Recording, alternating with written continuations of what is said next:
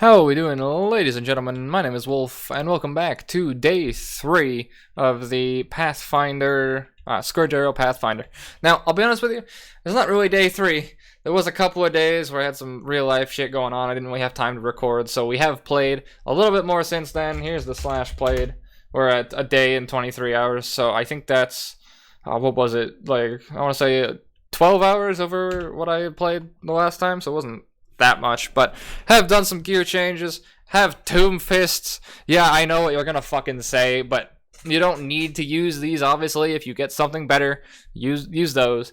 But have upgraded the bow. It's not the god bow, because I need to get an eye level 83 thicket bow to be able to make the bow that I want, which I learned the fucking hard way. You can't get added chaos as a roll until you get an eye level 83 bow, which kind of fucking sucks. But I learned that if you use the Chaos Fossil, you can actually roll Curse on hit on the bow instead. Keep in mind, my gloves were fucking garbage, and I dropped Tomb Fists from my first Abyss. I hadn't gotten a single depth whatsoever, and I'm like, okay, sure, whatever. And I finally get one, and I just wanted a Stygian Vise, and it drops me a Tomb Fist. And I'm like, okay, well, I wish he's had attack speed still, but, you know. So we have made kind of leaps and bounds, I suppose.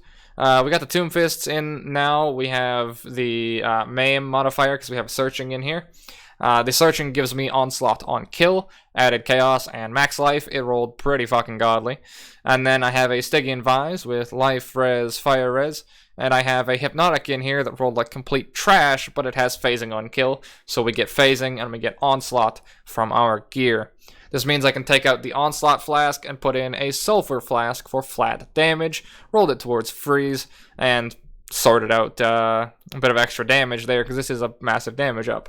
Obviously, it's Zeri's Promise, you guys saw this last time, but the one piece we got that is a fucking massive, like, requirement almost, really, not really, but it makes your life a whole lot easier, is an Enduring Mana Flask. I also rolled up Acceleration on this, which is pretty funny. But this makes it so the flask effect is not removed at full mana. As well as it has a stacking component to it. So I have a tier 4 beach here. All my map tiers are kind of fucked because I just moved all my stones around. So, I mean, well, I'll get back to you on high level showcase eventually, but trust me, I've had no issues so far. We're level 88, progressing decently. No issue whatsoever. Just gonna pop in a map and show you what the clear looks like. That should be fine. Just throw that on there, and I'll show you why this Eternal Mana Flask is really fucking good, and then we'll come back to the itemization and moving forward in just a moment. So, you know how we had kind of mana problems before because of using basically all of my mana for auras, and mana being a bit iffy? Yeah, so an Enduring Flask basically means that it'll just keep ticking until the duration times out, which is fantastic for the build and fantastic for any sort of character that uses all of its mana in this sort of style.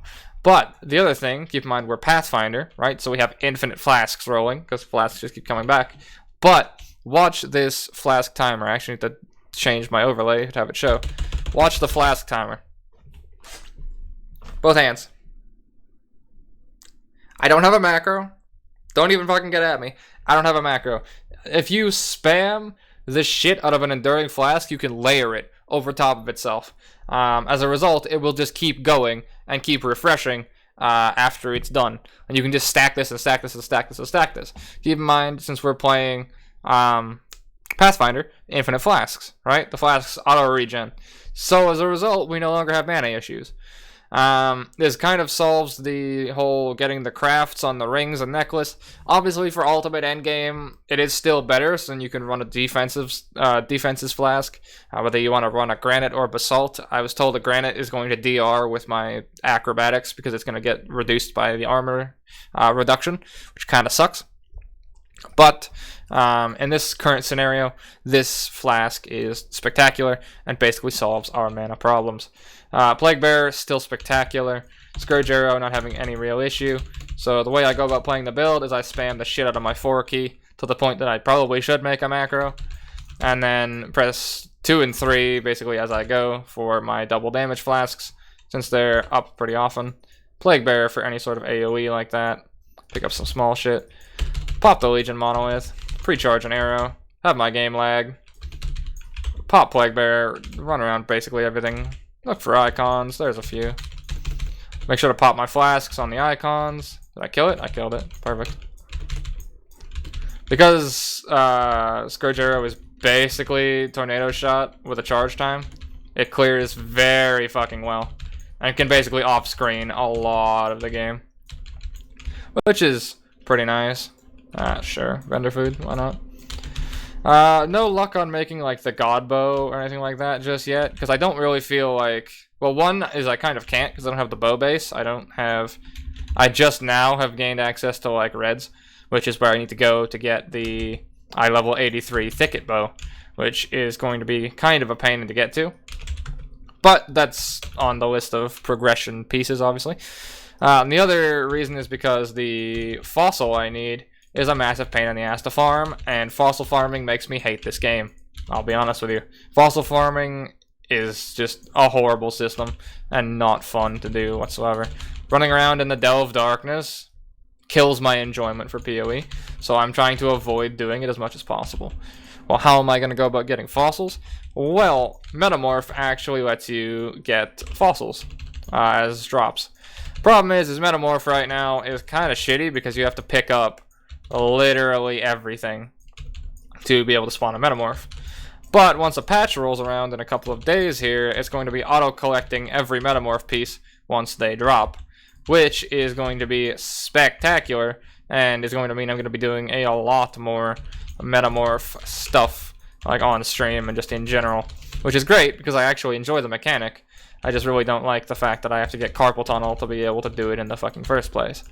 That gives me a lot of fossils, as well as Blight actually gives me a lot of fossils. You guys have heard pretty often, if you are paying attention on like my streams or anything like that I wasn't the biggest fan of Blight, but at the same time I was playing melee characters during Blight, which does not end very well. This character, as I said, can off-screen most of the fucking game, so as a result, doesn't have any issue whatsoever doing Blight content. It's actually a fucking breeze. And I've done a Blighted map, I've done multiple Blight encounters, and there's no issue whatsoever. And the loot from Blighted maps is wild at best. And it was a tier 1 Blighted map. Don't get me wrong, it was rolled and like anointed and like the whole 9. But for a tier 1 Blighted map, it was pretty insane, the stuff that I got. And I got fossils out of it and everything. So I've been doing Blights whenever they show up. I've been doing Legions whenever they show up. I've yet to see Synthesis at all. Just haven't seen it. Good or bad, I don't know. But yeah, so that's pretty much the clear. Clears swimmingly, whole lot of fun. Fantastic character all in all. And still have a lot in regards to progression now, which is actually really nice. Having progression pieces is something I love about like doing endgame stuff. And to go into that right now, I'll go into the rest of my gear. Obviously, need to make the God Bow, which is on the list of things to do. Got the Tomb Fists, pretty good. Searching Eye with Plague Bear AoE in there. Don't have space for the Wither Totem right now, which is kind of a bitch, but sorting that out. Abyssal with Life Res.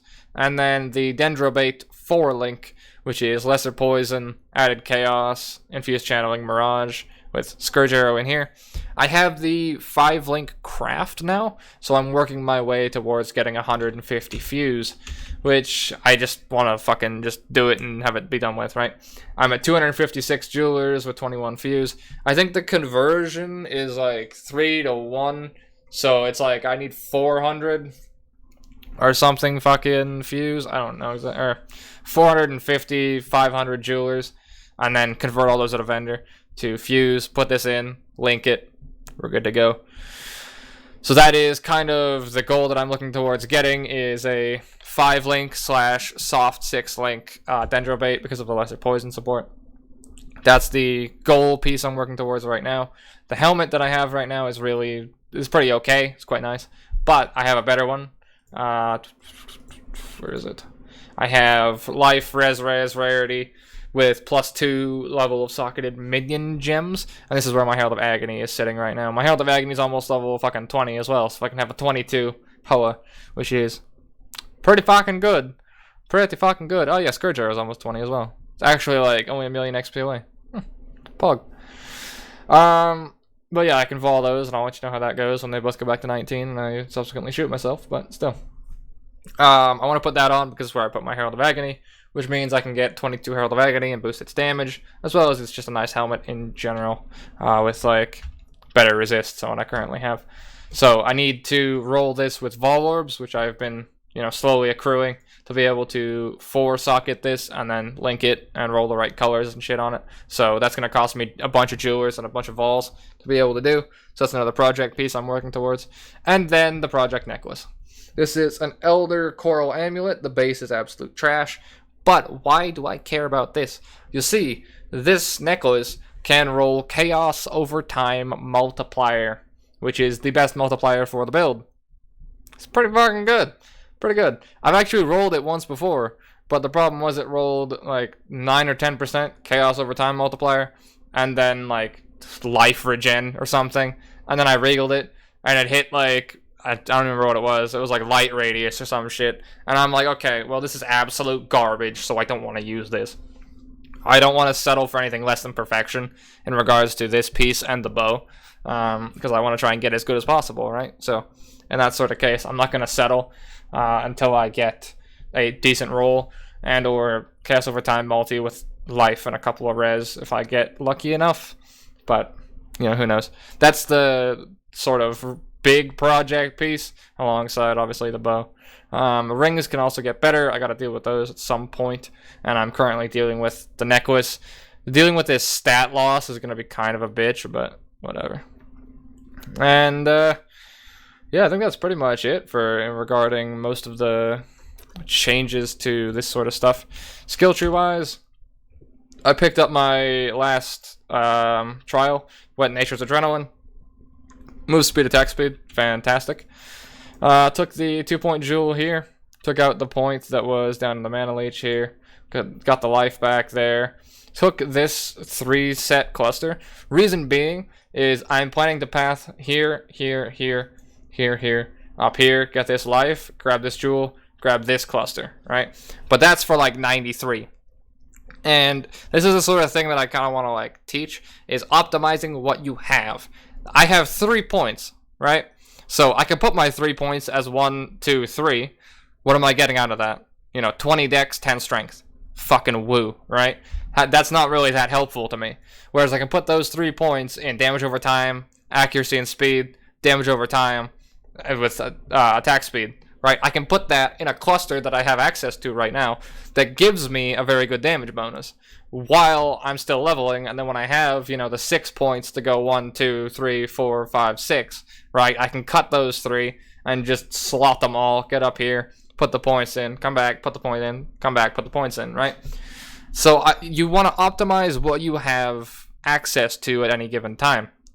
So instead of getting, 20 dex and 10 strength, I'm instead getting, a 40, 50k damage increase before I can, get access to the shit I actually want, which is later in the fucking build. Now, I mean, obviously I'm 88. We're past, like, the soft cap of leveling, so this might just be where the build ends. I do want to try and get to, like, 90, 93-ish, but I need to get the reds. I have reds unlocked on the map now. Also, I somehow got fucking influence from running that beach. Literally the one beach I fucking run and I get influence that literally affects my fucking Atlas guide I recorded 5 minutes previous to this. I want to fucking die. But actually, yeah, that basically fits the point I was talking about, because that's where I got my hunter. Was like, what was it? Here? Yeah, I had hunter here, which means you can get influence of anyone anywhere. Cool. I was fucking right. Even better. Yeah, I just got access to reds recently, so now I have to kind of refarm my way up. Just kind of a pain, but yeah, no issues with Metamorph whatsoever. When he busts a fucking black nut on the ground, run away from it and pull him towards you, because all the stuff in that radius you can't see and will delete you. So you have range, use it to your advantage. Boss fights, no issue, cleared all 4 corner bosses. No problem. Kill at Zeri, haven't killed her again since I got the flask, could probably do it a lot better now. Resistance wise, capped / overcapped. Quiver, same fucking piece. And yeah, I upgraded my one prophecy. I upgraded Brine King because I got Glace because I was doing beaches anyway. So I was like, I'll just fucking throw it in. Why not? No issue there. And then running Tukahama for stationary fizz damage reduction because, we're fucking stationary when I hold the bow. So yeah, that is day 3 of the character. One little quick update for what my stash looks like. I got the full Facebreaker set of Megalords, Blood Grip, the shield, the Dive Bellow, and the fucking, the fucking necklace. And today I dropped Facebreakers. So, I got the whole Facebreaker fucking kit going, and I may or may not play the Chieftain at some point. We'll see on that one. Also, these rolled 605, and I was laughing my ass off. Because that is like bottom roll. It goes down to 600 and it rolled 605. That's the lowest pair I've ever had in my life. And then I divined it to 759. So, But yeah, 605 Facebreakers were basically vendor food. Doesn't even worth a fucking chaos. And I also dropped this. That was a ground drop. Off Betrayal. So yeah, it's been a back and forth day today. But that has been day 3, or I'm just going to call it episode 3 because it's really like day 6, day 7. But yeah, of Pathfinder progression. Thank you guys very much for joining me. And as always, take care, lads.